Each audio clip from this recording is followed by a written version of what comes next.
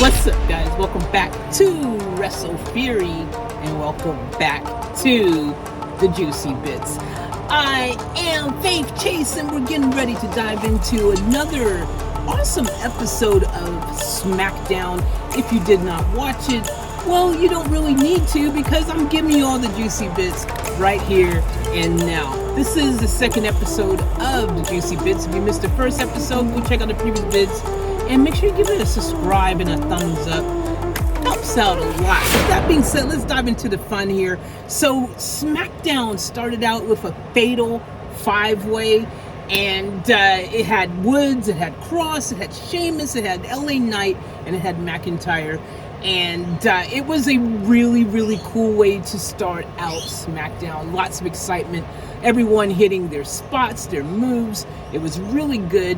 The way it ended was awesome, unexpected, because basically what happened is Sheamus did his freaking bro kick and McIntyre did his Claymore, and they ended up pinning their guys down for the 3 count.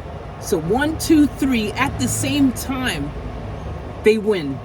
So the whole thing now is who's actually going to be the one who gets to go for the Intercontinental Championship, because they both won.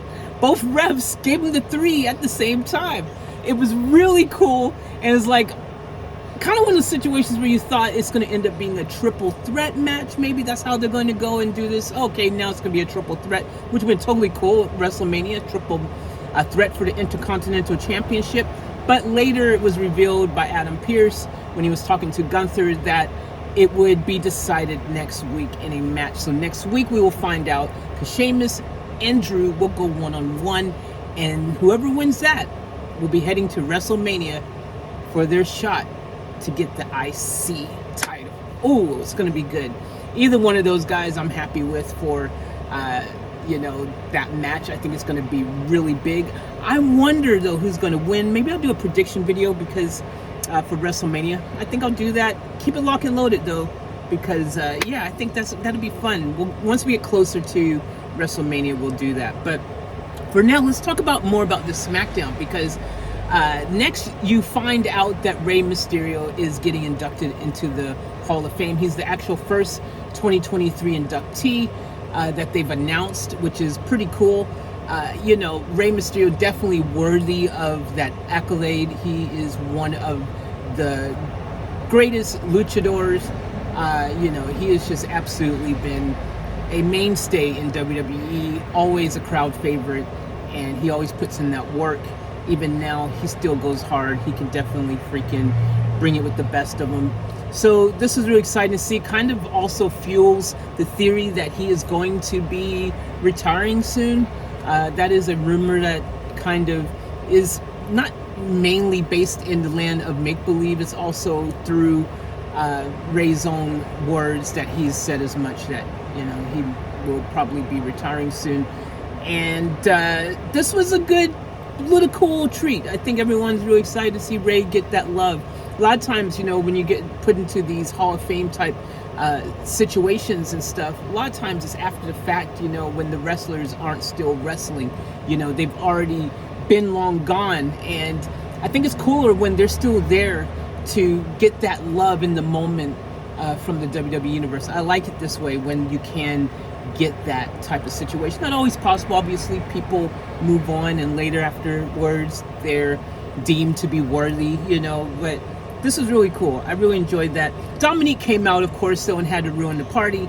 Dominique comes out with the Judgment Day, and of course he interrupts the whole freaking happy moment, as Dom would do. He's the ultimate heel right now, so you would expect nothing less. Plus, I think they're building towards a WrestleMania freaking match between the two. It might end up being if I beat you, you retire, and that's it. You no more in the WWE for Rey kind of situation, maybe. I don't know. But the interesting thing is Rey has still not punched him. He has not freaking just given him a big smack in the face, which he deserves. No one would blame him for doing that, but it hasn't happened yet. It was quite interesting to just see once again Rey having that restraint, because by now, if it was me, I would have probably been like, boy, and knock some sense in him. But look, Legado came out, had Rey's back, and as you've seen, that's been a trend. He's been having Rey's back. There's a show of respect between them, and basically ends up being Legado and his crew going up against Judgment Day, and Dom ends up getting the W thanks to Damien coming in when the ref wasn't looking, kicking dude in the face, and then Dom getting a quick win. But then after the match, so Dom is like, yo, I want to have a one-on-one with you, Rey. I want to have a one-on-one. Come into the ring. And he told everyone else to clear out, so the rest of Judgment Day left. And he's like, come in the ring. And this is where probably one of the biggest highlights of the night happens, is when Dom tells his dad, and I thought this was something that would have already happened by now, like playing on the storyline, because it was a earlier storyline from years ago. And Dom says, I should have been Eddie's son. Just cut like a dagger through his dad's heart, dude. That's just, woo, that's deep. That's deep. Again, following from this is kind of long-term storytelling from WWE, because again, if you know, back in the day when Dom was younger, the whole Eddie Guerrero being Dom's dad storyline and all that was a big thing. It really actually happened. So it's kind of cool to see a storyline that is still kind of playing out today. Kind of like Days of Our Lives or General Hospital, one of those soaps, you know, it's got the storyline from 20 years ago. You're not my father.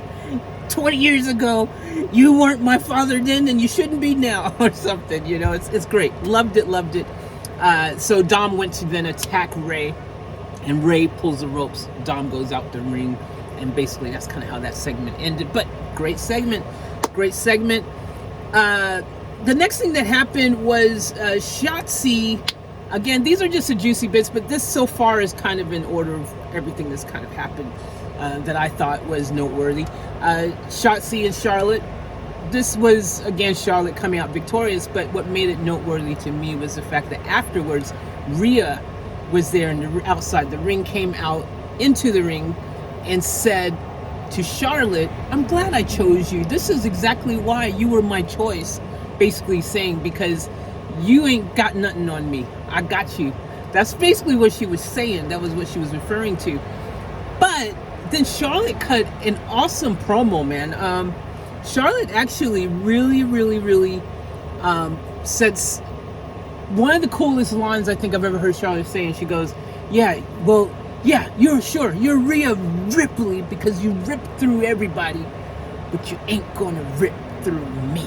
And then she just walked off. That was a pretty gangster line, and a way to end a great promo. Again, Charlotte just absolutely just killed it, man. And I'm liking this Charlotte. You know, we're used to Charlotte being kind of this heelish character in recent times where she's not really loved, but I think she's starting to really warm people's hearts a bit this time around, and I'm really enjoying it. I'm really enjoying seeing Charlotte work her magic this time around. She's doing a fantastic job, and she's showing why she is one of the best women's wrestlers of all time. She really is that good. She's not just only good in the ring, but, you know, promo-wise, she absolutely nails it. She's just so talented. Again, her dad's Rick. What do you expect, right?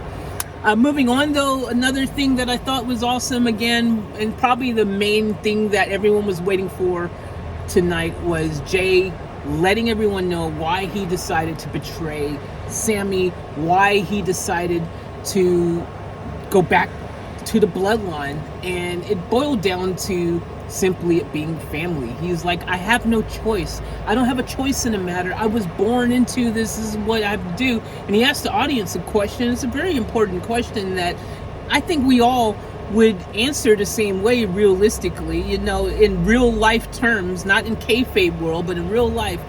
He asked the, you know, if you were asked the question, which he asked to the audience, what would you do? What would you do if you were in my shoes? Yo, you would go and help your family. If your family's car broke down, this happened or whatever, you'd have your family's back. It's a real, true, actual question that if you're honest with yourself, you can be like, yeah, dude, seriously, yeah, I'm gonna always blood before anyone else, you know, you're gonna have your family's back. Like Dom said from Fast and the Furious. You never give up on family, even when family do. So, you know, you're always going to have your family's back. Right or wrong, it's generally how it is. Hey, I got you, your family, your blood.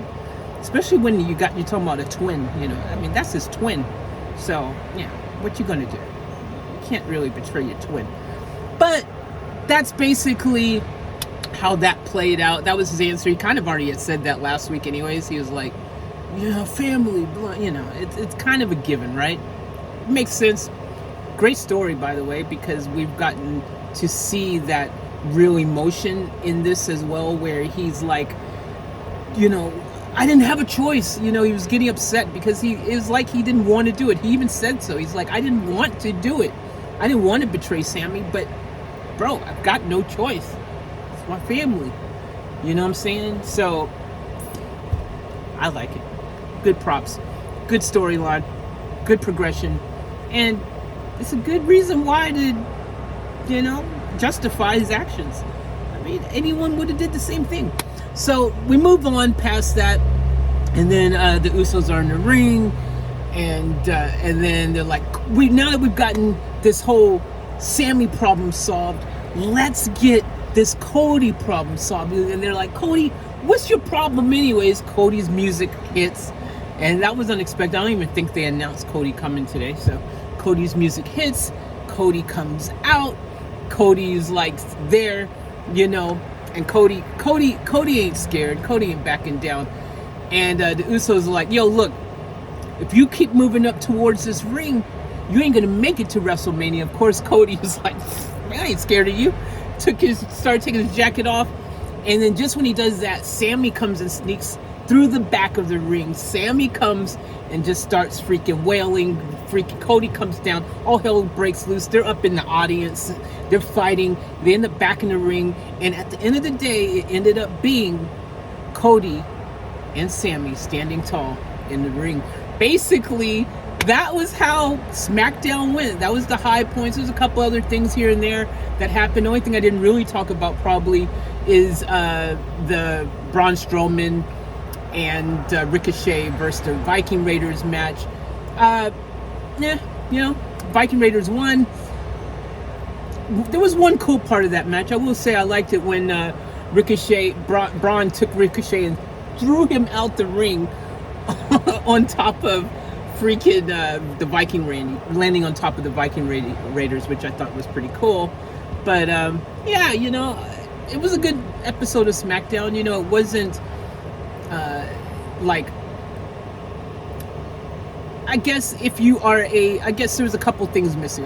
One of the things for me missing was Bray Wyatt, Bobby Lashley storyline progression. That was missing. I kind of wish there was something with Bray there as a Bray Wyatt huge fan. And there was no Uncle Howdy or anything like that. So that kind of was a bit like, oh, scratch my head, because I always look forward to that. The other thing missing, no Ronda Rousey, no, you know, King of Spades, Shayna. There was no progression there either. I don't know what's going on there either. So that was kind of the two main noticeable things that was missing from this show, was those stars there. But hey, look, I guess every week everyone can't be fit into the story, especially when you have a 30-minute freaking fadeaway, you know, 5-way to start the whole show. But overall, if I was rating the SmackDown, dude, I would still give it a freaking, at least, I would say an 8 out of 10, bro. Seriously, I enjoyed it. 8.2. We'll go 8.2. I enjoyed it. But look, at the end of the day, I am a huge fan of WWE. So take my rating with a grain of salt, because I will probably rate episodes that other people think were crap highly, just because, again, I'm a huge fan. I love WWE. And when you're a fan, that's just how it is, right? You just love it. You just eat it up. And no matter what, they can't do no wrong. So 8.2 is the score. Regardless, take that, again, what you will, make most of that. But ultimately, again, if you do have some extra time after watching this video and you decide, you know, maybe I will check it out, Fatal 5-Way, must see. Definitely watch that part of the show. And I would say watch the Bloodline stuff at the end with Sammy and Cody and all that. Those are the high points of today's show, let's face it. That was pretty much the main things that I would say. Don't miss that. So thank you guys for tuning in. The juicy bits, we're starting to get into a bit of a flow, and I look forward to bringing you another episode again soon. But as always, in the meantime, guys, remember to live your life to the fullest and keep it off tap. I'll catch you in the next one, and we out. I'm falling. Tell me why